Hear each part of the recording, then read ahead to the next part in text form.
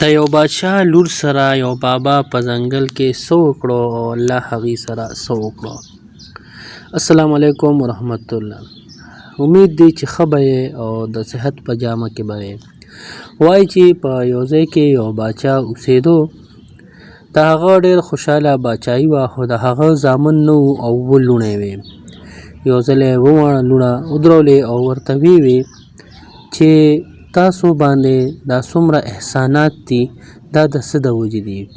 هغه شپږو ورته وویل چې بابا دا خو ستا احسانات دي او ستا کرم دی، ځکه موږ شهزادګان یو او موږ ښه د سکون ژوند تېرو، ښه کپړې اچوو او ښه کالي اچوو. خو د وړۍ لور ورته وویل چې بابا دا د الله احسان دی چې الله چاته څه وغواړي ورکړي والله، او چا نه چې وغواړي نو واخلي ترې. او ورته دا هم وی چې دا زما قسمت دی او د تقدیر لیک دی، ځکه الله ماته راکړي دي. باچا په دې ډېر غوسه شو. د خپل غرور او تکبر د وجې هغه وزیر ته حکم وکړو چې زما دا لور زما نافرمانه ده او دا په ځنګل کې پرېږده چې شرمښانې وخوري، او ورته زړې کپړې واچوه، کالي ترې کوز کړه چې دې ته پته ولګي چې دا هر څه د دې د پلار د وجې دي.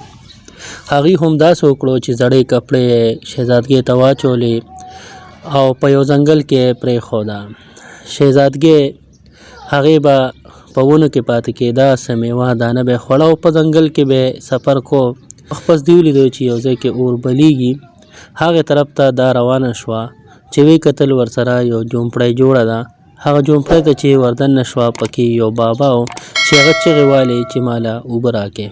دې چې وکتو مټکه خوا کې وه، د هغې نه اوبه راواغستې، هغه له یې ورکړې. هغه ورته وویل چې زه ډېر بیمار شوی یم، د دې ونو ټول ماته پته ده چې څه علاج دی پکې، خو اوس زه ډېر بیمار یم، نو دا پلانکۍ ونه ده نشانه یې ورته ورکړه چې دکې پاڼې راواله مال یې راکړه او زه به ښه شم. هغه چې وله ورکړې، بابا تندرست شو.